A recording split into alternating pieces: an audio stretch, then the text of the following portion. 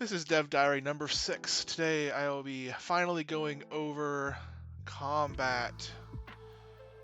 Lots to go over here, but each topic shouldn't take too long individually. To start off, I'm going to quickly go over the burst dice system once more. Your dice pool is a number of d10s, equal to the sub-attribute pool. Your sub-attribute pool is a number that you generate by the number of skills and masteries you have in the sub-attribute skill list. So you roll your dice. On a 6 up, you get a success. On a 10 on the d10, on any of the d10s, you will roll a burst dice. So if you roll two 10s, you'll roll two burst dice. Burst dice, higher valued 1, 1, 2, 3 on a d4. So they always add into your roll, but there's a higher chance of only adding 1 versus 2 or 3. Just a really quick overview on burst dice. So I could quickly, we could go over that quickly so that I could more deeply explain combat. So the way that combat works in Clockworks framework, granted this is my 4th iteration of combat, took a lot of refining to get here, but this is something that I really like, and I'm hoping works. So hopefully there's not a new video in the future where I'm like, yeah, I had to trash it all and we're restarting from scratch. Hopefully it sticks to this one. I just need some tweaking.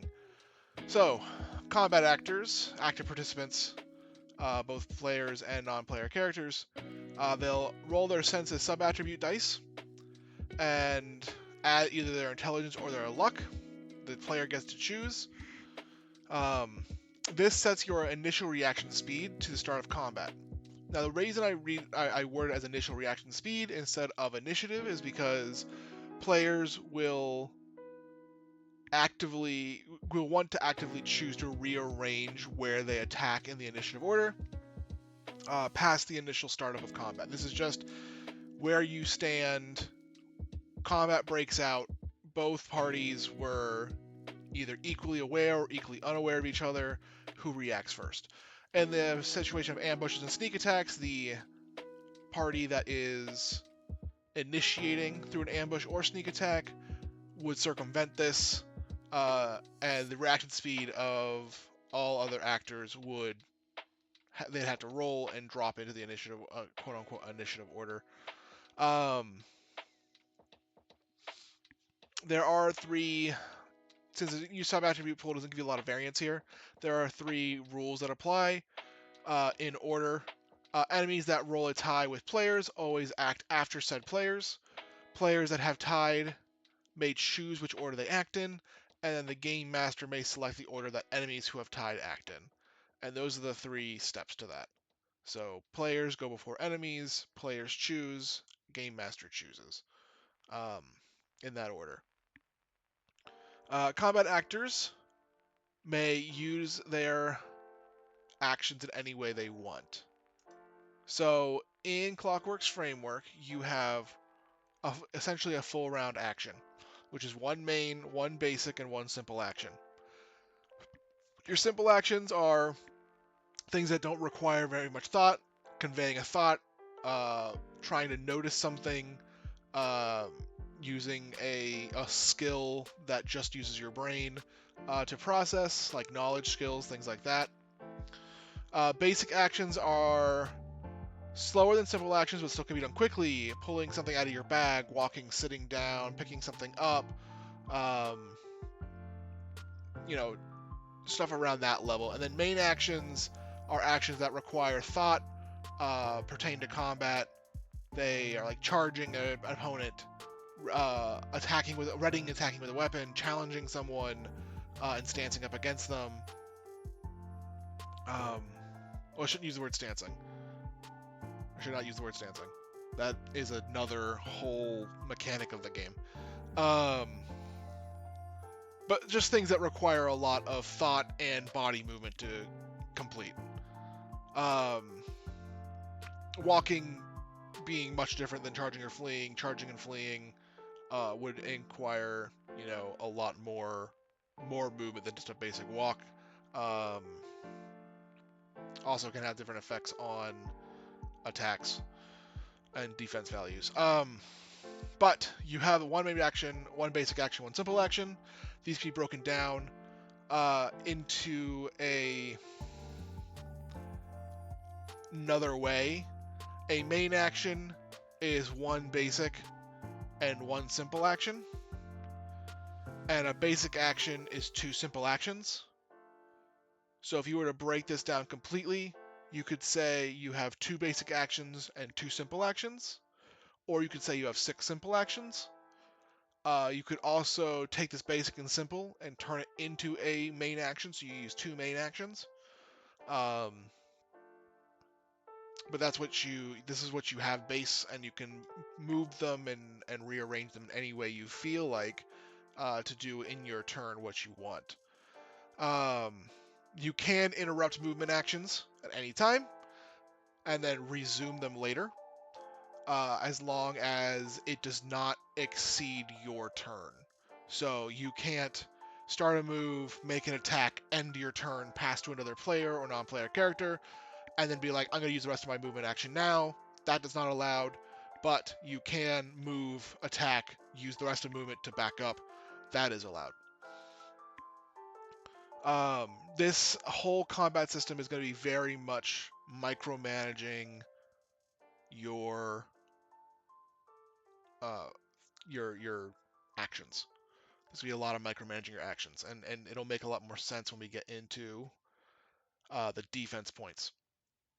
But before that, when attacking an opponent, the combat actor rolls their attribute pool tied to their attack skill. So if you have the epee skill, or the fencing skill, or large weapons, oversized weapons, sword and board, these types of skills, you roll the attribute tied to that skill. The amount of successes from that roll are added into your attack bonus of the weapon. So a weapon has attack bonus plus the attribute tied to the weapon, strength or dex normally, and that is your attack roll. That attack roll is not a 2-hit. A lot of games you roll a hit and you see if you hit. The attack roll is essentially how much defense you can strip from an opponent. So the value, the attack value, is compared to the defense points of the target.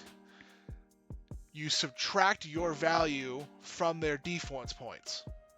If their defense points hit 0, then the attack hits. The combat actor, if that's you, then you would add your base damage to your dynamic damage. And I can, once again, bring up, let's switch over here real quick to equipment. I didn't have this open, but I will open it now, kind of show it off. So this is like, up here is your attack bonus, like for the dagger. If you're unskilled with daggers, you take a -4. If you're proficient with daggers, you take a +2. If you're mastery with daggers, you get a +6. And then you have your base damage and dynamic damage down here. So the base damage for this weapon is 2 plus dex, the variable damage is d4, and it gets 2 of those, so the total damage is 2 plus dex base damage plus 2d4 variable damage. A bit of combat flow. So you take that damage, and then you apply that damage to the shield or wounds, depending on the situation. Usually it will go on shield first before wounds. There are abilities that can pierce some of that damage through the shield onto the wounds directly, but if the person has a shield up, and again, this is not like a kite shield or a tower shield, those types of shields are considered weapons. We're talking about like a power generator shield that puts a little bit of a force field around you. Kind of almost like the shields they use in Dune. That kind of thing. So, to go over that really quickly, just to sum it up, you take your base skill, whatever attribute pool that's in, you roll that attribute pool's dice. You add up successes, plus any static bonuses you get, plus your main attribute. You then subtract that number from the target's defense points, If the target's defense points drop to 0, then the attack hits. At that point, you would then roll your damage. Your weapon's base damage plus your weapon's dynamic damage. This can also add in additional, like, exterior modifiers, but you roll your damage. That goes onto their shield first. If their shield is depleted, that goes onto their wounds. Hopefully that part is clear, because it's the backbone of the entire system. When a combat actor's defense points are 0 at the start of any kind of action. So once it hits 0 and that combat action resolves, and once it's fully resolved, they are then considered to be in a defense break state. So it does not apply to the attack that drops them to 0, but it applies to all attacks after the attack that brought them to 0 is fully resolved.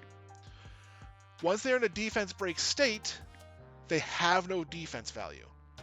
All checks are checked against the target combat actor's base defense value. And again, that base defense value from an earlier dev diary is your dexterity, your intelligence, and your luck. Those 3 combined is your base defense value. So,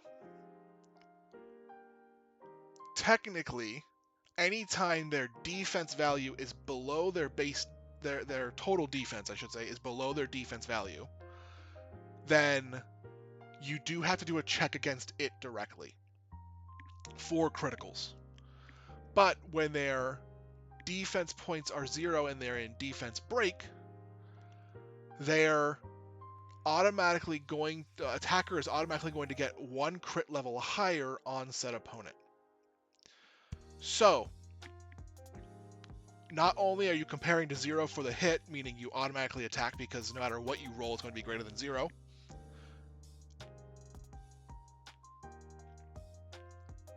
You also treat the attack as being 1 crit level higher. To get additional crit levels above that, the attack would have to be X higher than their base defense value. And we'll go over what those numbers are here in a second. For the critical, I have the criticals up. We'll go over those. But just again, to drill this part home, because there's a lot of moving parts in this, so I just want to make sure I'm very clear on each part. When a combatant has been dropped to 0 defense, and the attack that brought them to 0 has fully resolved, they enter the defense break state. When another attack comes through while they're in the defense break state, it automatically hits, and the attack is treated as 1 crit level higher. For additional crit levels, you compare the total to hit against their base defense value, which in 90% of cases, especially early on, will be that dexterity plus intelligence plus luck that you have written from your character creation or from the on the monster or whatever's base stat sheet. Anytime a combat actor's total defense is lower than their defense value, the defense value always takes precedent when trying to calculate critical hits.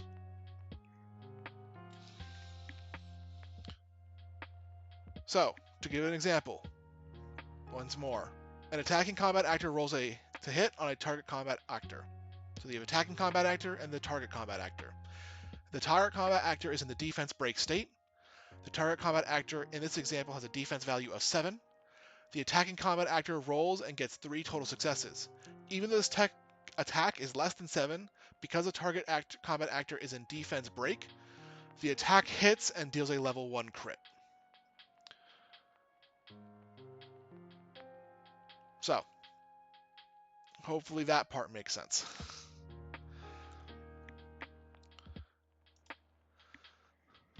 Moving quickly over to weapons and skills.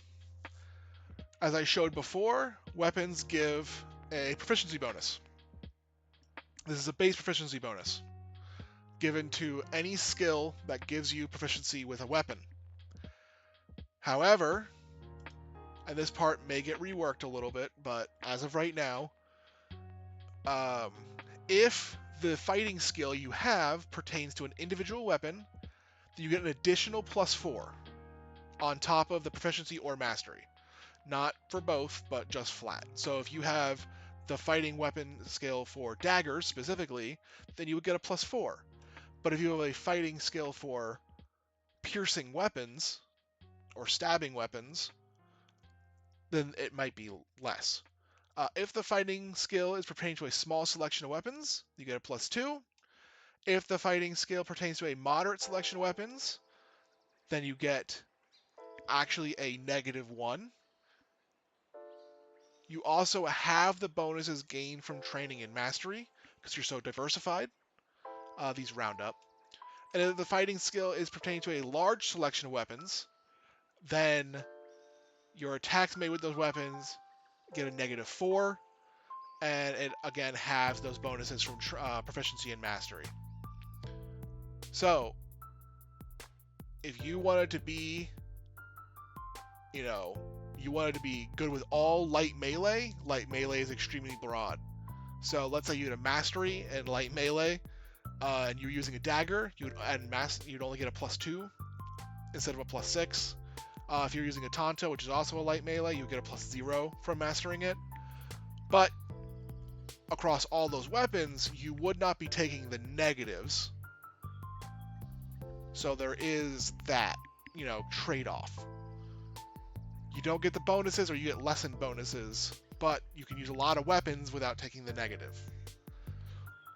So if you want to be really good at one weapon, if you want to be someone that does a lot of damage or breaks a lot of defense, it's best to be focused on one weapon. But if you want to diversify out, that's also allowed. I mean, you can have multiple skills. You can have one that's 4 daggers, and then another skill that's 4 light melee, so that with daggers you're really good, but then if you need to pick up another weapon, you at least won't be rolling with that unskilled penalty. You may still take negatives, but at least you're not rolling with the unskilled.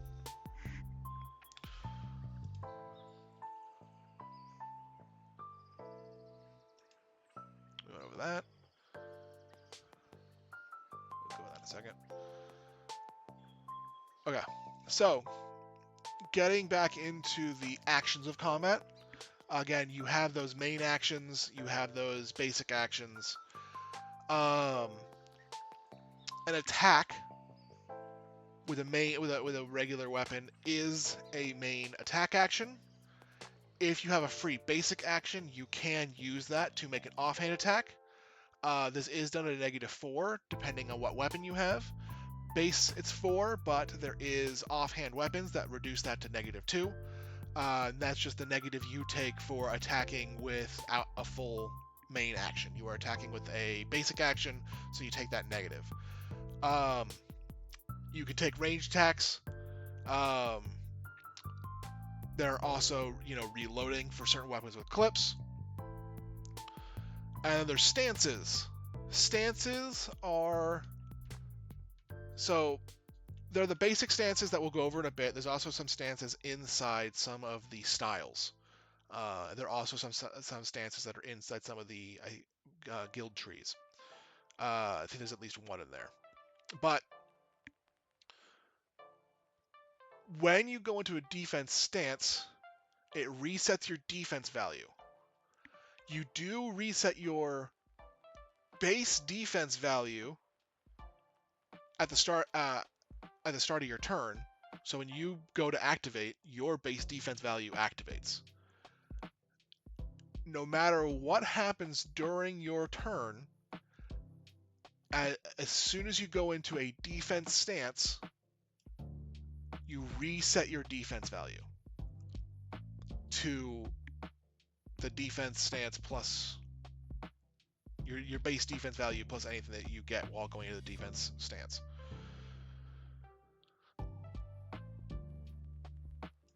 Those basic defensive stances are as follows.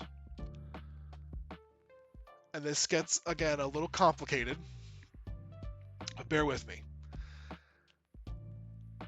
So, if you are in the parry stance, and some of those weapons do have defense bonuses, like the dagger we're looking at quite a few times gives you +5 defense while in the dodge stance.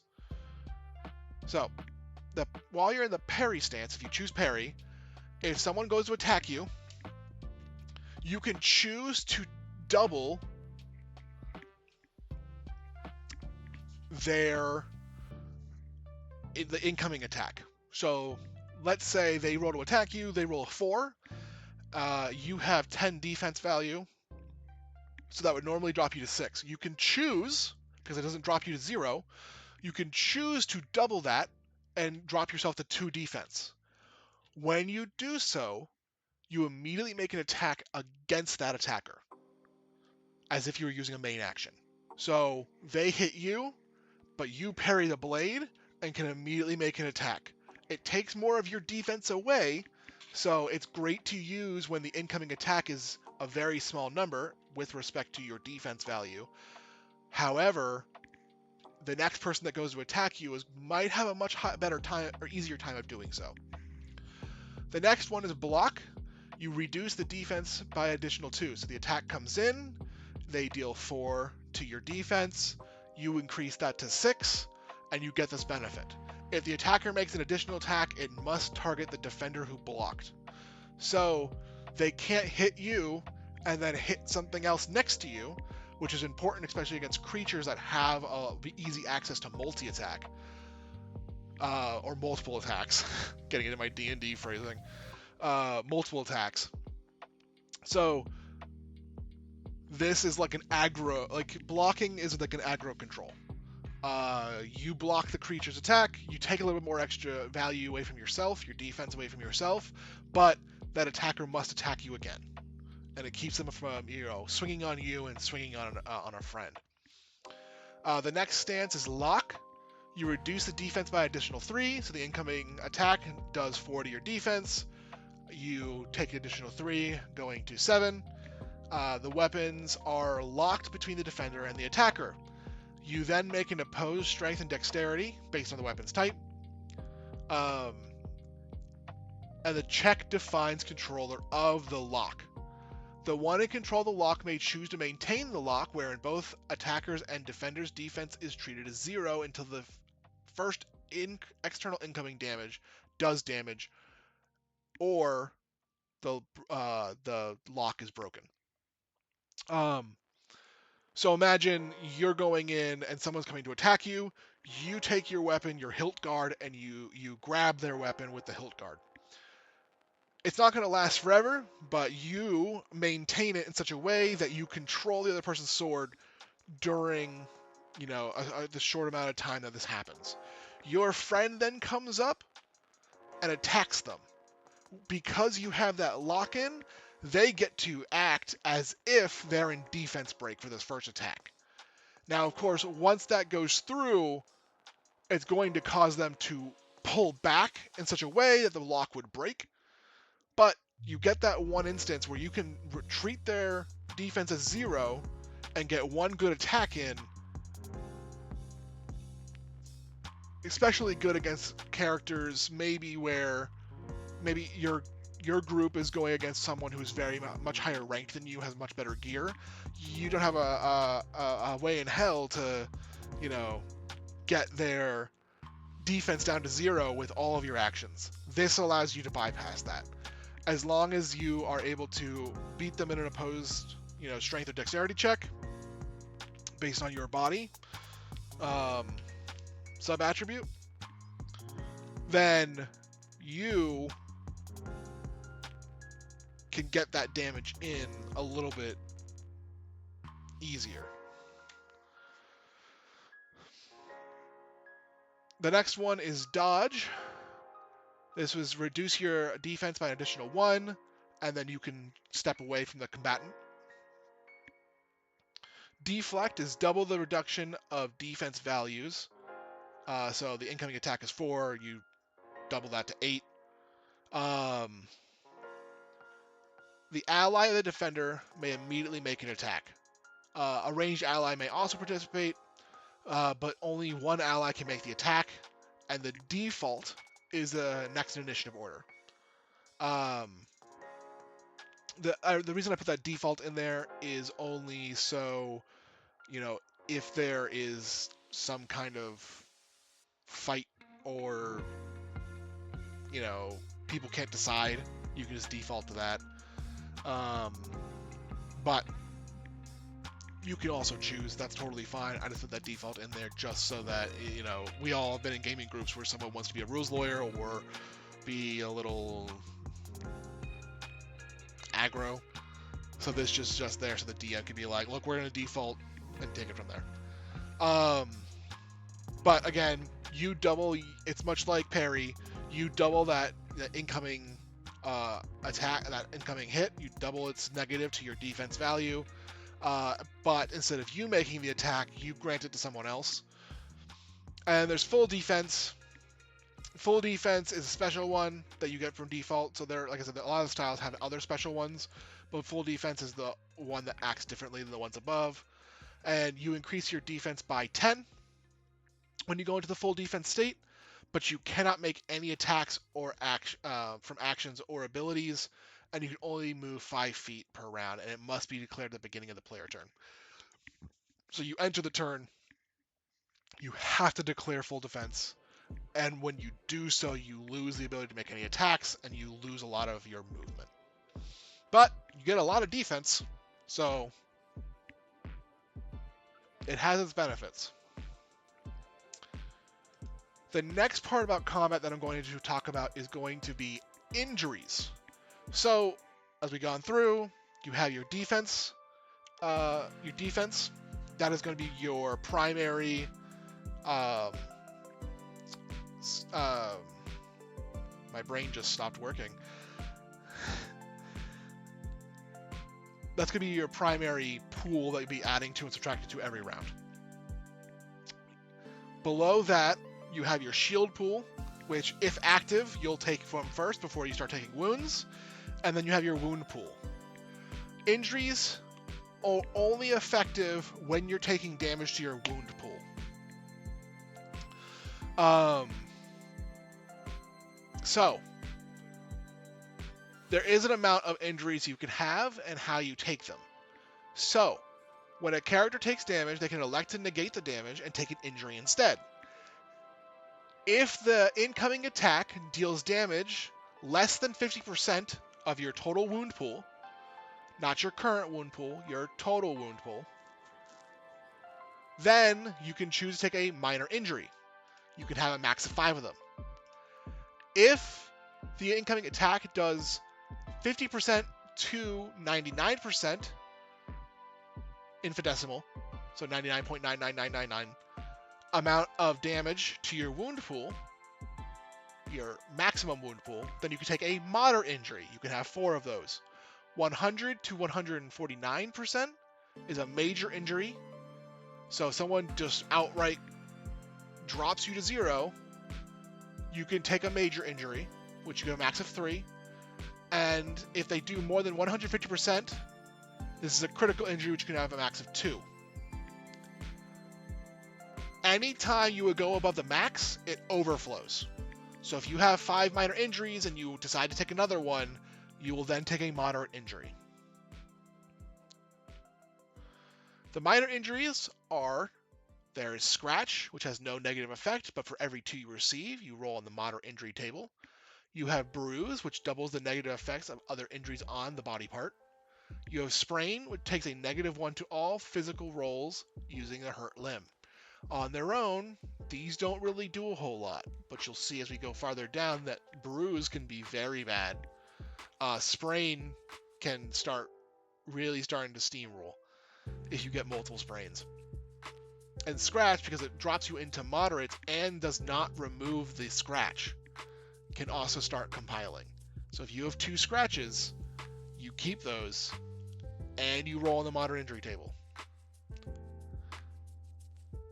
Moderate injury is Gash, which has no negative effect, but for every 2 you receive, roll on the major injury table, so you get that water falling effect. You have dislocate, which you take a -4 to all physical rolls using the hurt limb. Hairline fracture, which is taking -1 damage every time the limb is used.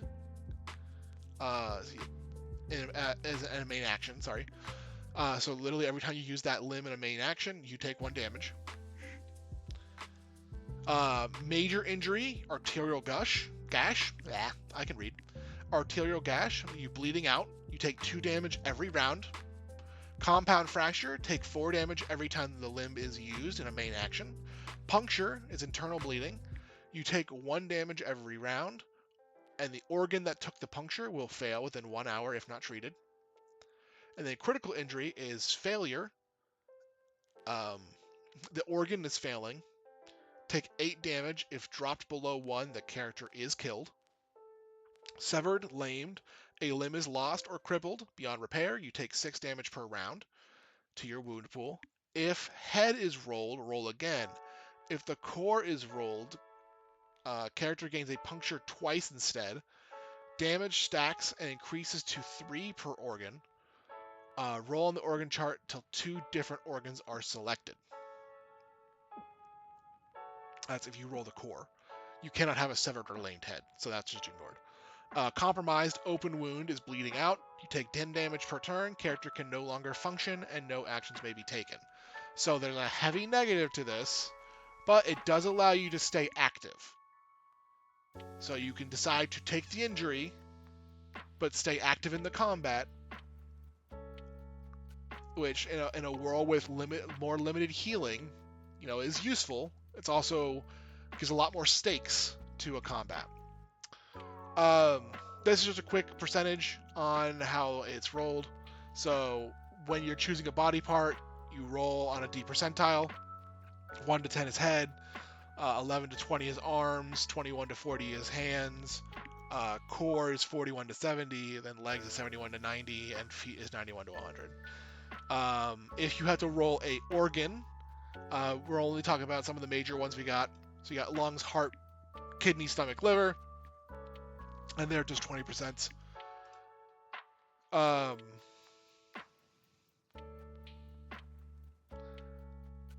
When you're rolling for what injury you get, there is a chance that you take no injury. So,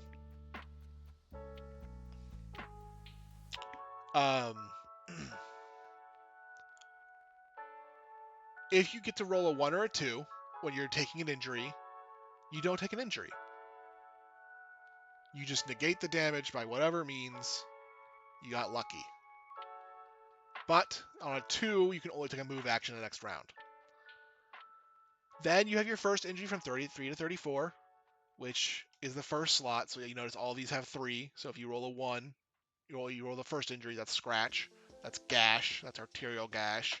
That's failure. Second injury is 35 to 66. And then third injury is 67 to 98. If you roll a 99, it's another one of those pseudo. 99 is a pseudo lucky. So 1 and 2 are your luckies. 99 is a pseudo lucky because it gives you another chance to roll that 1 or a 2. 100 is the bad.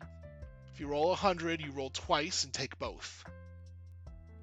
So if you roll a 99, like to roll again, you can only take a move action the next round, but you could more than likely you're probably going to roll one of these injuries. So you take that on top, but there's a chance you might roll a 1 or a 2. If you get a 99 and a 2, you only take that effect once. But you roll 100, you roll twice again, and that's where things get scary. Because you could, especially if it's a critical injury, you roll, second injury and third injury. You're talking about a severed lamed limb and compromised. Not great. That'll put you out in a matter of turns, taking 16 damage per round. So, that is injuries. Death calculations. The first time you take damage that drops you below 0 wounds, your wound is set to -1.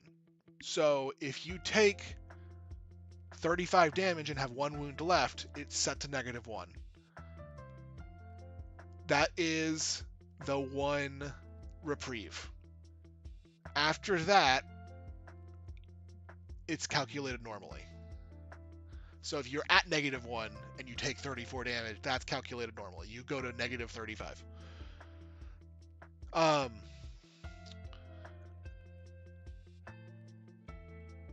If you are dropped into that -1 state, you are knocked unconscious or otherwise incapacitated, and will proceed to lose 1 wound a round until healed, stabilized, or dead. The way you die is you have a negative wound pool equal your endurance score times 2. That is not very large. For people with 1 endurance, that could be 2 wounds. If you have 3 endurance, that could be 6 wounds. There are ways to increase that, but baseline the humanoids, the clans, they're fragile. That's why they have the shield packs to help them increase their ability to stay active. If you go down, you get set to -1,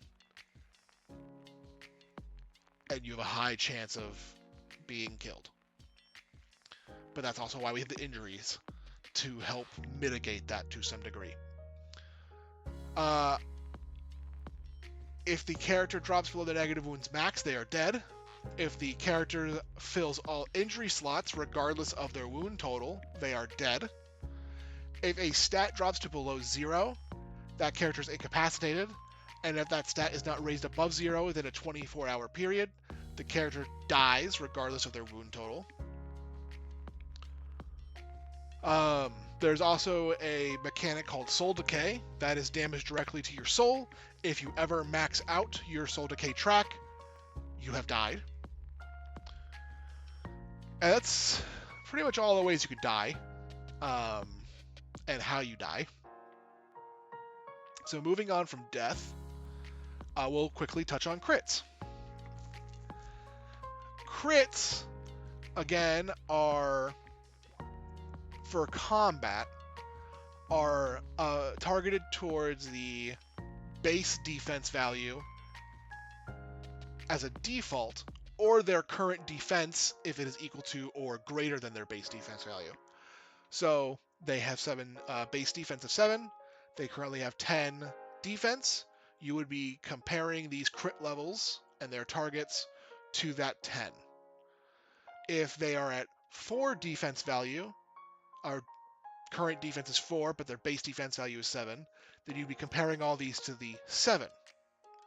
So level 1 activates when you roll 5 above the target value. It gives you 50% extra damage for combat. Effect and knowledge is for non-combat checks. That is DM discretion. That can be explained in a lot of ways. Like, I'll give you one of 3 options. For D&D terms, let's say I'll give you one of 3 options. The target number to get 1 is X. The target number to get 2 is Y. The target number to get 3 is Z.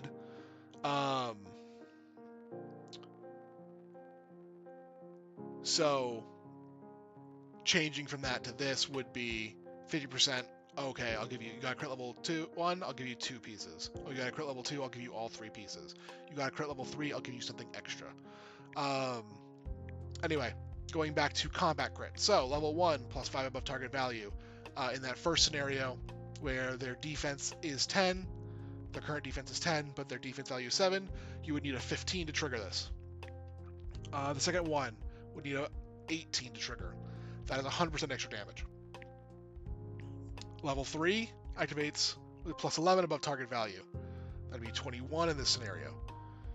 The full crit activates at a 15 or higher. That is 200% damage. So each incremental crit just goes up by 50%. A DM can create levels higher than crit level 4. I haven't gotten a chance to play test this version of criticals. I don't assume it'll be very easy to get plus 15 over most target values, especially in combat, but you never know. A crit fail activates when you fail a check. You have 0 total successes on the dice. That's a crit fail. If you crit fail in combat, your defense drops to 1. In all those situations, the character suffers some kind of setback. A full fail activates when you fail the check, you get 0 successes on the dice, and more than half the dice are 1s. In that situation, for combat, your defense drops to 0, and in all instances, you get a catastrophic result. You may also not attempt the check again for non-combat thing. Obviously, if you're making an attack with your sword and you get a full fail, which again is no successes and more than half your dice pool is 1s, then you get that drop to 0 defense. So with this in mind, it is often a good thing to hold your stance entering, whatever defense stance you're going to go into, till the end of the turn. Now granted, if you get this attack and it happens on, let's say, a parry, you don't get that option unless you're next in the order. But if it is your turn and you full fail, you still have that last chance as long as you kept your actions in check to re-enter stance and refresh that defense, your current defense. There are also ways to, like, GMs can have contested rolls have crits. Generally they don't.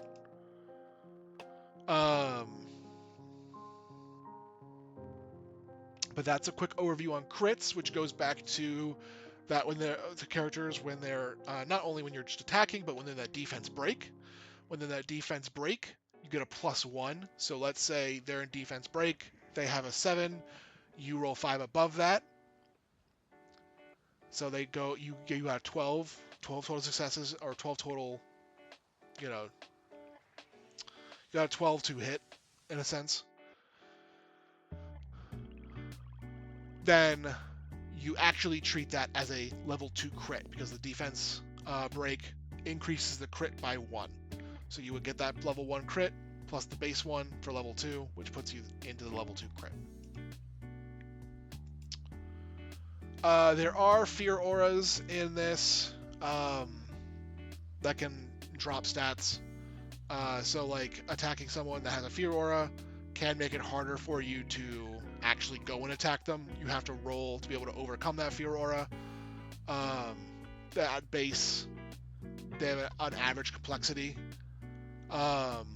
with an easy difficulty, but that can go up depending on how powerful the fear aura is.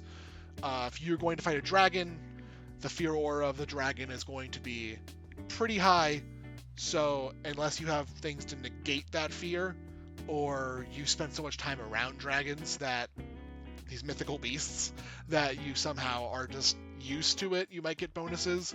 But there are creatures and there are certain individuals in the world that have fear auras.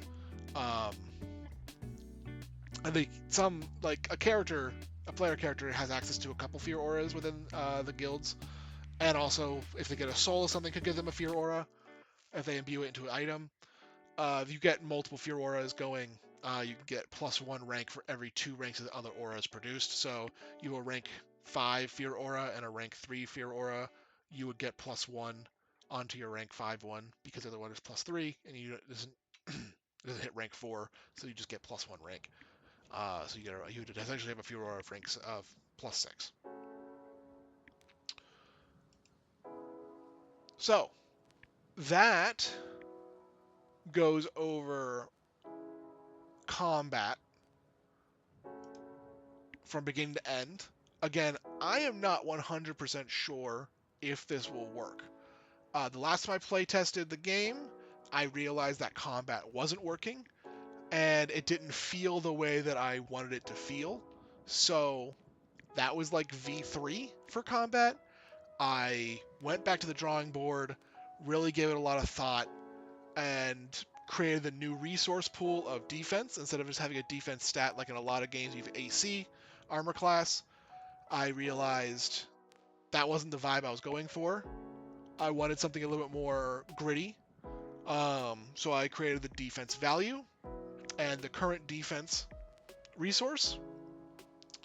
And now you have to play a little bit more in combat, work with your allies a little bit more to rip off creatures' defense to get those attacks in. So even characters that aren't hyper focused on combat can still contribute by ripping defense off of enemies, making it easier for the powerhouses to come through and really do that damage. Hopefully this makes sense. I know this is pretty confusing. If you have questions, please put them below. If you have thoughts or input, I'd love to hear it, as always. Thank you again if you did decide to watch this video, and until next time.